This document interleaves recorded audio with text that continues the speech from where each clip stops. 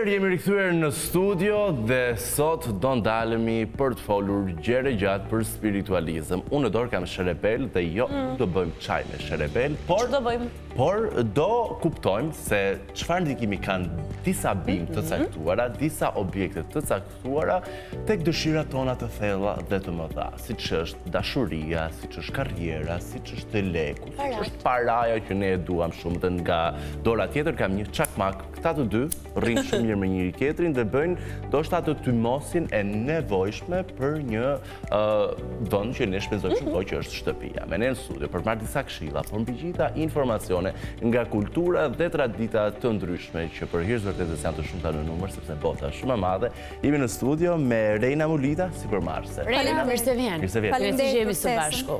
Mirë, e nisim me këtë që unë kam dorë, jo më këtë zota sherebelën, sepse është një bimë që unë e kam shumë qef dhe për zemër, por e përdor në formën e një çaj për të mirat dhe benefitet shëndetësore që na jep. Çfarë ndikimi energjik ka sherebela në ambientin tonë të shtëpisë? Sherebela, që në besimet e lashtat amerikanëve vendas, mbaj si bima kryesore për pastrimin e energjisë. Në fiset që ishin në atë kohë, shamanët që ishin shërusi dhe praktikusit spiritual të gjithë fisit, i digjnin këto, sigurisht përfshinin dhe me praktikat tjera si lidhje me krijesa më hyjnore, ose gjithashtu dhe me kërcime specifike për t'i thirrur ato.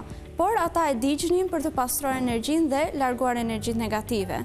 Kjo gjë ka rezistuar shumë kohë dhe akoma sot në kultura dhe besime në të gjithë botën dhe shtete të ndryshme, ke persona që i përdorin pafund dhe thonë që ndihen vërtet mirë, kanë vërtet rezultate dhe i bën efekt.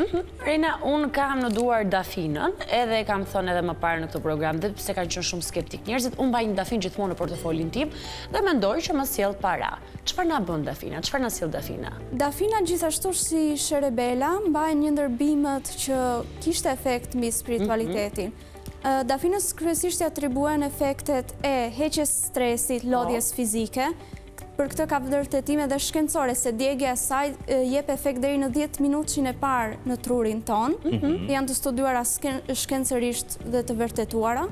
Por gjithashtu, dafina përdoret edhe për të larguar energjitë negative, sidomos ato që të bëjnë të tjerë qëllimisht, si për shembull zilia, një qëllim negativ që mund të ketë tjetri. Jemi njerëz, ndodh midis të gjithëve. Gjithashtu, DJ dhe mbahej, pra përdoret në formate të ndryshme dhe për financat. Dhe për financat, ke ndonjë histori që i ka sjell dikujt para? Ka persona që e djegin vazhdimisht në shtëpinë e tyre prej vitesh dhe dëshmojnë. Midis shoqërive, midis edhe të tjerëve që i përdorin, dëshmojnë vazhdimisht për këtë.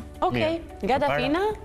Nga dafina kemi dhe një lule tjetër Po, që është? Ajo është eukalipti. Eukalipti. Eukalipti është djegur së pari për përfitimet shëndetësore, për të hequr bakteret në ajër, se mos persona që kanë probleme me sinuset, me frymarrjen, është shumë i mirë, për pjesën e çajit gjithashtu, por edhe për energjitë negative, për pastrim, për të hequr energjitë e vjetra, sidomos çfarë ngelet në kujtesë njerëzve, për shembull mund të kenë qenë zënka të vjetra apo epizode që her pas here të gjithëve i vinë në mendje, pse u solla ashtu, ndodhi kjo dhe të bëhen repeat në mendje, përsëritje vazhdimisht. Eukalipti DJ pikërisht për të çliruar emocionalisht. Nga e shkuara. Mirë, tani Alba, sepse ne do i ndezim këto, të lutem, më ndihmo me një gjë të dafine. Një gjë të dafine. Sepse kam një pyetje shumë të rëndësishme për Reinën. Një gjë. Që nga pak çfarë të duash ti? Ja, pritë të jam një gjete më të bukur se kaq. Teksa ti gjen gjetën, unë gjej kodin, edhe e kam shunuar në telefonin tim, që është jam personale që kam. Kam një screenshot, Alma, që mbi të cilin shkruhet një kod. Është një video me cilën jam hasur edhe. Është një kod i cili, me sa duket, në qoftë se shkruhet në gjethen e dafinës, duket sikur na sjell lek. Tani sa vërtet është kjo, Reina, sepse kemi shumë të rëndësishme. Le ta provojmë. Ta provojmë thua, do të dëgjuar kodin akoma, numrin apo? Kodin do ta bëjmë si pjesë të formulimit që ta realizojmë, sepse ka përdorime të ndryshme. E gjeta. Okej.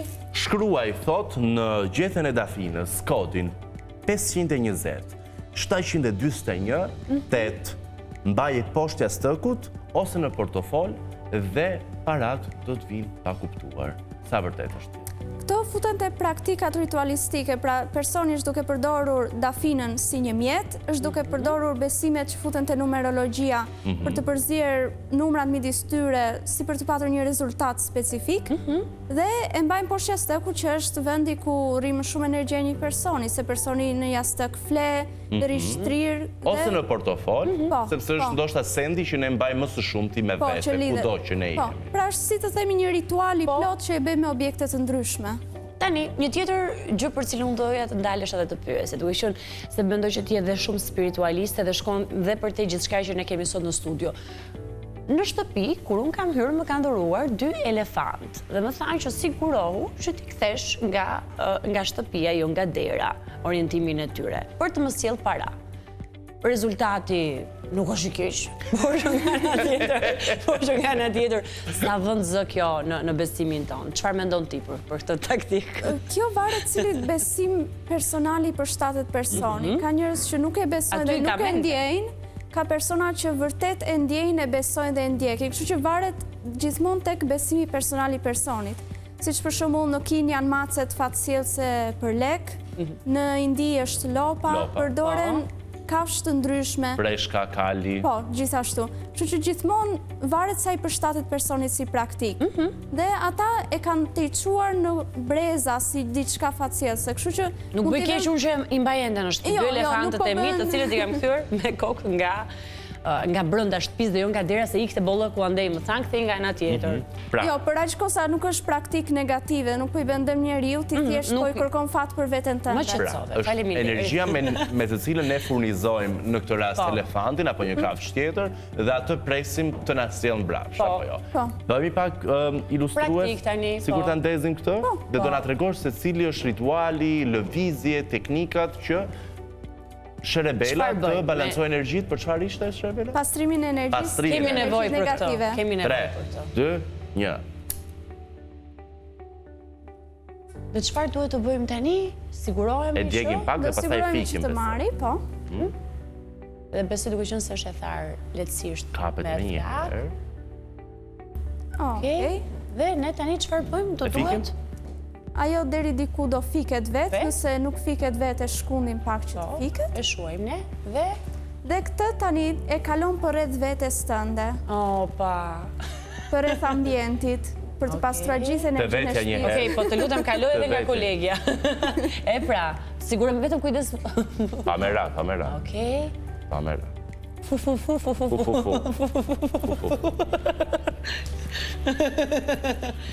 Po tani, mos duhet të qohemi dhe në për studio me të, apo jo? Po, për të pastruar energjinë e ambientit. Hajde tani të rrotullosh 2 herë majtas, 2 herë tjata studios. Do shkojte nga Florenca? Jo, s'ka nevojë fare nga Florenca për energjinë. Andej është zjarr situata. Hajde syri ulu. Ua, tym. Kjo është teknika, po jo? Po, ulu. Gjithashtu, rekomandoj dhe si shtesë që ndërkohë që personi e kalon rreth vetes, familjes, ambientit, të përfitëroj që energjia e tymit ja pastron energjinë. Tani, kam një pyetje. Ky ritual duhet bërë në muajin e parë të vitit? Në janar? Patjetër. Nuk do thosha që ka kohë specifike, por do thosha që personi ta përdori çdo herë që ka nevojë. Do të thashë që ne ndjejmë që të largojmë energjinë negative. Wow. Si ndi? Më lehtë. Më lehtë. Reina, sepse kemi dhe një transmetim shumë të gjatë të drejt për drejt në ndihmën e operatorëve. Fikë pak të lutem tymin. Dhe unë kam një pyetje për objektet e thyera në shtëpinë tonë. E kemi diskutuar dhe më parë në studio, pse duhet i largojmë objektet e thyera? Këtu flas për filxhanët e ciklosur, flas për pjatat pak të thyera, për ato gotat që kanë marrë një vi. Pse duhen larguar sipas teje? Në besimet shpirtërore thuhet se diçka e thyer është diçka që ka pasur një përplasje energjetike. Duket e pabesueshme të thuash, por është sikur ta ketë marrë objekti energji negative. Pra, si mund të themi, jeti shumë pozitive, vjen dikush me negativitet, shfryndaj teje, ose ka qëllime negative. Në të ndodhi që ty të bie filxhani nga dora. Në besimet shpirtërore thuhet se kjo e ka marrë filxhani dhe është përplasur energjia të dyve dhe... Doli e keqa, themine. Dhe pasqyra vlen e njëjta gjë? Kur na thyet pasqyra? Po. ndodhe për shembull dhe me bërzyshtet e kristaleve, me pjatave. Historikisht e kemi parë dhe në për filma që kur dikush merrte një lajm të keq, përpara se ta merrte e ndjente dhe i rrëzohej diçka nga dora, futet gjithmonë te besimet shpirtërore të ndryshme anën botës. Mirë, pse nuk duhet të mbajmë në shtëpi pjatat e ciflosura, gotat e ciflosura? Sepse thonë që parat ikin bashkë me to, kam dëgjuar. Sa vërtet është kjo? Së pari edhe estetikisht nuk është shumë okej që të mbash gjëra të thyera, një shtëpi të jetë sa më rregullt dhe në besimin. Por shpirtërisht, çfarë ndodh? Shpirtërisht gjithashtu objekti e ka marrë energji negative. Është më mirë që të largohet nga ambienti. Pra, sepse në fond, paktën ajo çfarë besohet dhe praktikohet edhe në Shqipëri që ndjell, pra lik. Ikin parat.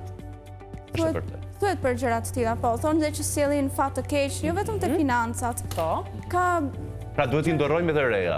Po. Dhe ashtu duket sikur ne rikarikojmë energjitë e ambientit, shtëpisë, okej, bukur, dakor. Rena, pse duhet të jemi të kujdesshëm për çdo dhuratë që marrim?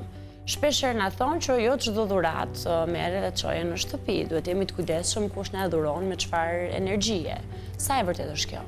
Është e vërtet sepse ka persona që ndjekin praktike spirituale jo pozitive, ose shkojnë tek persona që ndjekin Pra ti praktika. beson te këto ritet e magjisë edhe gjithë ky diskutimi që ekziston? Ka dhe ka plot njerëz që dëshmojnë efekte reale. Ka dhe njerëz që nuk i besojnë dhe përsëri kur e kanë parë, kanë dëshmuar që ka diçka realisht që po ndodh. Ke ndeshur ti me një histori të tillë, nisur nga ata njerëz që ndoshta kanë folur me ty?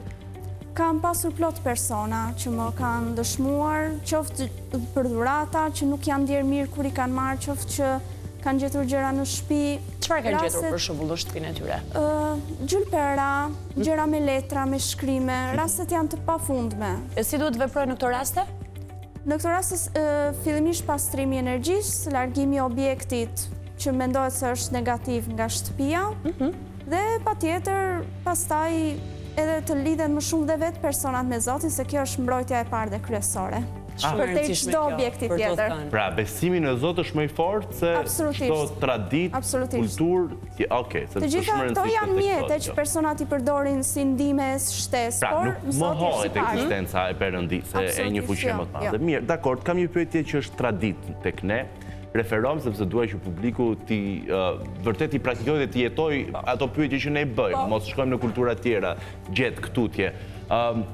Personi i parë që shkel me 1 janar në shtëpinë tonë, duhet jetë një person i mbarë me energji të mirë. Sa do me thënë se të e vërtet është kjo? Jo domosdoshmërisht. Jo domosdoshmërisht. Jo, besoj dhe është të tepruar të kalosh dhe në mendime kaq të thella, po.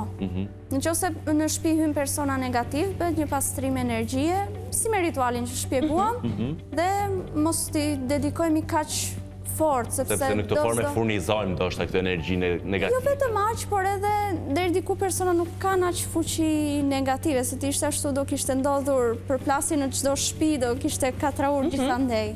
Rina, është e vërtetë që në shtëpitë e pa pastruar, në shtëpit e pista, vjen energji e keqe dhe rri energji e keqe. Edhe po. Përse është e vërtet? Sepse, si qëhet me energjin, ka këtë parim tërheq të ngjashmen, kështu që kur një shtëpi nuk është e rregullt, edhe personat fillojnë edhe psikologjikisht nuk ndihen mirë, pastaj dhe nga gjendja psikologjike energjia e tyre ulet, kështu që je duke tërhequr, po gjëra jo. Dëgjova një zonjë në rrjetet sociale që thoshte nuk i lë enët palar, sepse nëse e lë lavamanin plot me enë palara, të nesërme më ndodhin gjëra të këqija. Jo. Kjo që nga preshti. Jo, do ishte një rast ekstrem si që janë hoarders, për shembull që e kanë shtëpinë të kthyer përmbys, të shkatruar, dhe janë persona që vërtet kanë dhe nevojë për ndihmë psikologjike.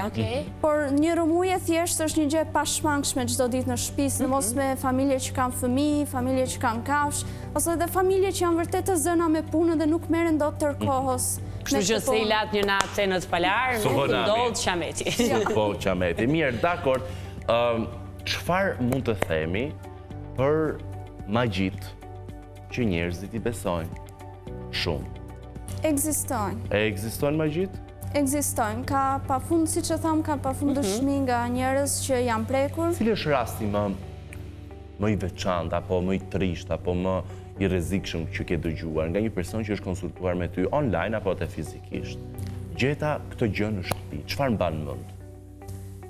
Kanë qenë raste, për shembull, njerëzish që kanë gjetur gjëra që të kenë shere në familje, ndarje, sëmundje të fëmijët. Këto janë gjërat më të këqija që mund t'i bësh dhe një qenie njerëzore dhe që është vërtet e rëndë.